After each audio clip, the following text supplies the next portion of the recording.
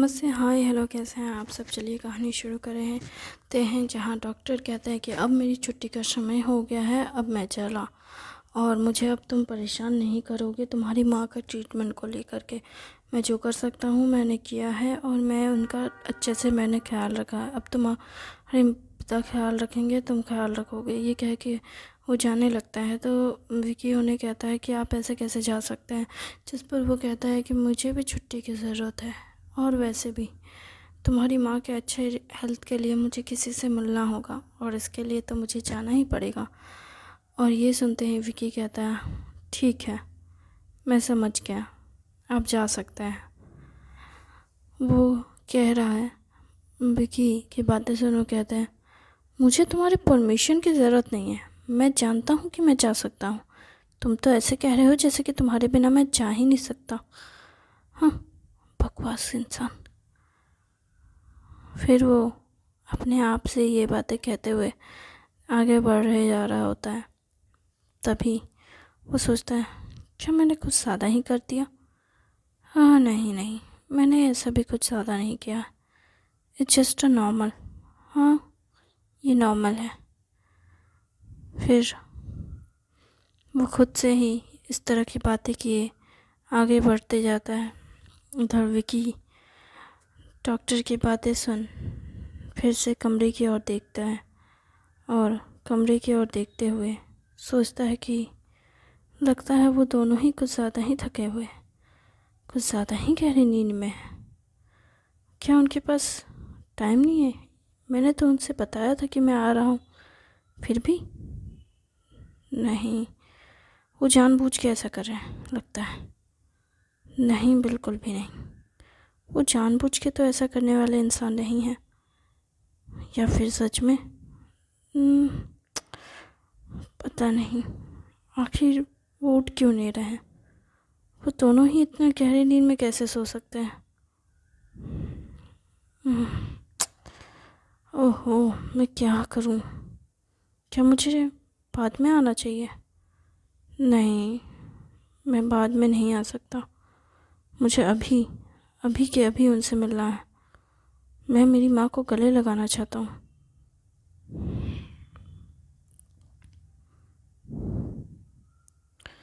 ये कहते हुए विकी अपने पिता को देखते हैं और कहता है कितने आराम से सो रहे हैं। फिर वो कहता है हाँ, लगता है मैंने कुछ ज़्यादा ही बोल दिया। ओह, मुझे गुस्से में, लेकिन गलती तो उन्हीं की है। उन्होंने मुझसे इतनी बड़ी बात क्यों छुपाई? हाँ, गलती उनकी है, मेरी नहीं। हाँ, बिल्कुल गलती मेरी नहीं है, बिल्कुल नहीं है। मैंने जो किया वो बिल्कुल सही था। वो बस ऐसे नहीं, मैं कुछ ज़्यादा ही सोच रहा हूँ। हाँ, मैं कुछ ज़्यादा ही सोच रहा हूँ। मुझे इस मामले में ज़्यादा नहीं सोचना चाहिए।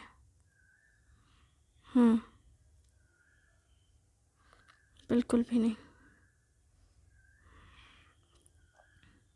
वो ये कहते हुए अपने दांत पीस रहा होता है और इसी सब में उलझा हुआ, इसी सोच और विचार में खोया हुआ था।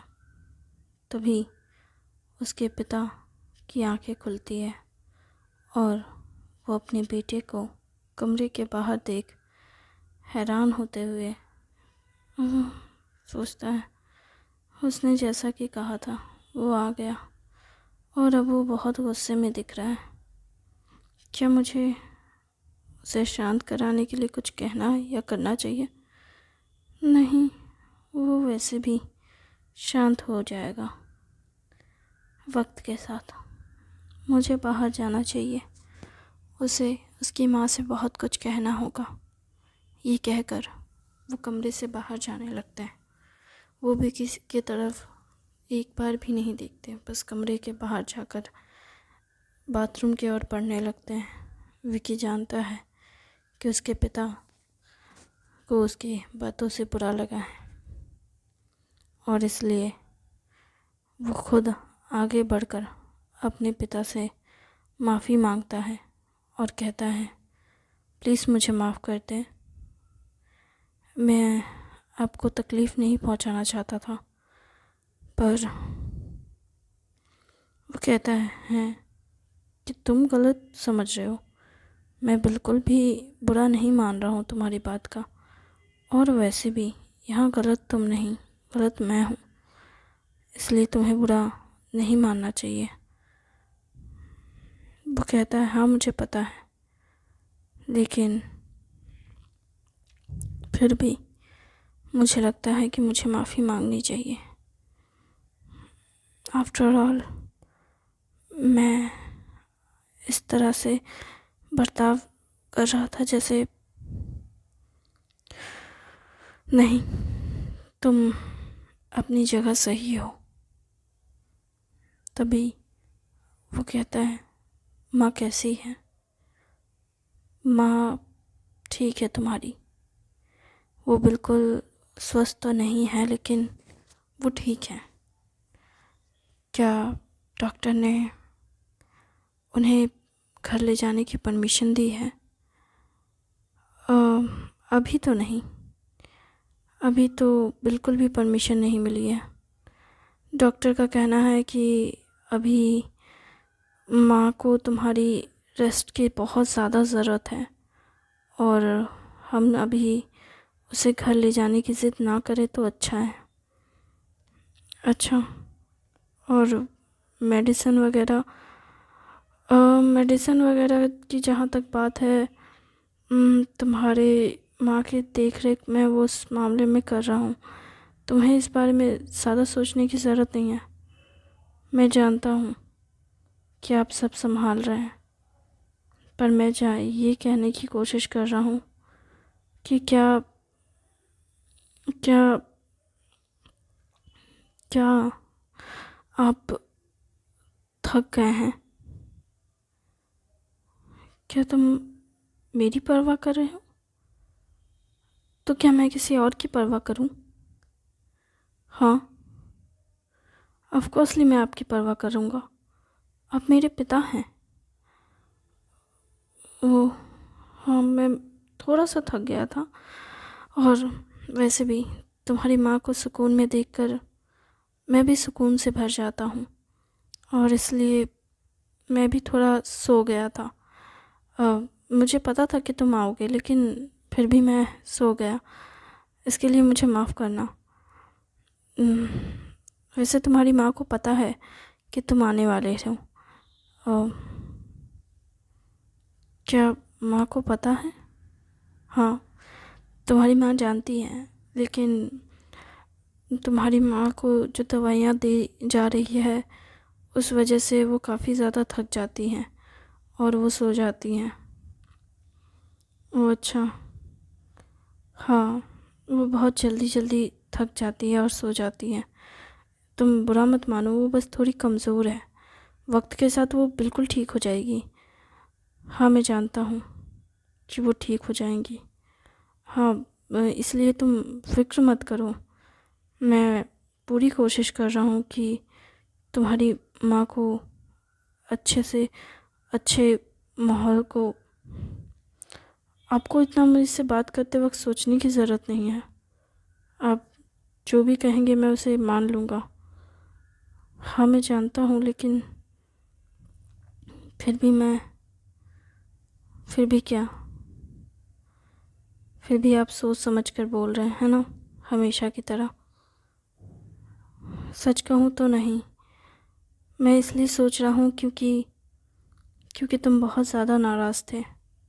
मुझे याद है कि तुम कितने गुस्से में थे, और तुम्हारा गुस्सा जायज़ था। माफ़ कर दीजिए। विकी अपने सर को लटकाए हुए अपने पिता से कहता है। उसके पिता उसके कंधे को टैप करते हुए और उसे सहलाते हुए प्यार से कहते हैं, इसमें कुछ भी बुरा मानने जैसा नहीं है, और इसमें कुछ भी बुरा नहीं है। तुमने तो बस वही किया जो तुम्हें सही लगा, और मैं तो बस चाहता था कि तुम, वो कहता है मैं जानता हूँ, आप बस चाहते थे कि मैं इस सब से दूर रहूँ ताकि आप अकेले सारी चीज़ें हैंडल कर सके, है ना। सारा दर्द, सारी तकलीफ़ें खुद अपने अंदर रख सके, खुद संभाल सके। हाँ, मैं यही कर रहा था और मैं यही करने भी वाला हूँ था हमेशा के लिए, लेकिन तुम्हारी वजह से मैं ये कर नहीं पाया, क्योंकि मैं चाहता था कि तुम्हें तुम्हारी माँ के बारे में पता हो। तुम्हारी माँ की फ़िक्र को भी मैं जानता था और तुम्हारी फ़िक्र को भी, इसलिए मैं बस कोशिश कर सकता था कि मैं कैसे भी करके तुम दोनों को एक सुकून भरे पल में मिला सकूं, ताकि तुम भी खुश रह सको और तुम्हारी माँ भी। लेकिन मैंने सोचा नहीं था कि मेरी हरकतें तुम्हें इतना परेशान कर देगी। मैं तो बस, आप तो बस सबकी भलाई चाह रहे थे, है ना। सबकी खुशी, सबका ख्याल रख रहे थे, और इस सब में मैंने आपको गलत समझ लिया, है ना। ऐसा नहीं है। मैं तुम्हें समझ सकता हूँ। अच्छा, तो क्या आप खुद को समझ सकते हैं? हाँ, मैं समझ सकता हूँ। आफ्टर ऑल, मैं तुम्हें और ख़ुद को इस मुकाम पे लाने के काबिल हूँ। अच्छा, ठीक है, तो मैंने भी आपको जाने दिया। और मैंने भी। विकी और विकी के पिता के बीच आखिरकार सुलह हो जाती है। उन दोनों के सुलह होने के बाद वो दोनों एक ही चीज़ के बारे में सोचने लगते हैं कि अब आगे क्या होगा। जिस पर विकी कहता है, मुझे ज़्यादा कुछ नहीं पता, एक दूसरे की तरफ देखते हुए। जिस पर उसके पिता कहते हैं, मैंने तो कुछ कहा ही नहीं। जिस पर वो कहता है, मुझे पता है आप क्या सोच रहे हैं, आप यही सोच रहे हैं कि अब आगे क्या होगा। हाँ, सही कहा, मैं यही सोच रहा हूँ। शुरुआत में मैं सोचता था कि सबकी ज़िम्मेदार मैं ही हूँ, लेकिन मुझे पता है कि मैं चाहे जितना भी बुरा हूँ, लेकिन मैंने कभी किसी के साथ इतना बुरा नहीं किया है कि कोई मुझे जान से मारने की कोशिश करे। लेकिन मुझे लगता है कि इसके पीछे कोई और है। क्या? विकी की बात सुन उसके पिता पूछते हैं कि तुम कुछ जानते हो क्या? जिस पर विकी कहता है, मुझे शक है, या यूँ कहूँ कि काफ़ी हद तक यकीन भी है। और तुम्हें किस पे शक है? मुझे मामी पे शक है। क्या? तुम्हारी मामी? हाँ, मुझे मामा पे शक तो है, शायद वो मिले हुए हों, लेकिन मुझे मामा से ज़्यादा मामी पे शक है। लेकिन मामी के पास ये सब करने का कोई रीज़न तो नहीं है लगता मुझे, लेकिन हो सकता है मामा के पास रीज़न हो। नहीं, तुम्हारे मामा ऐसे नहीं हैं। मैंने पहले भी कहा है, तुम्हारे मामा इस तरह के नहीं हैं। और वो अपनी ही बहन को चोट पहुंचाए? नहीं, तुम्हें अंदाज़ा भी नहीं तुम्हारे मामा तुम्हारी बहन से कितना प्यार करते हैं, मतलब तुम्हारी माँ से। हाँ, मुझे पता है, लेकिन अपने ही घर के लोग ही सबसे ज़्यादा अपनों को चोट पहुंचाते हैं। बाहर वाला तो बस तमाशा देखता है।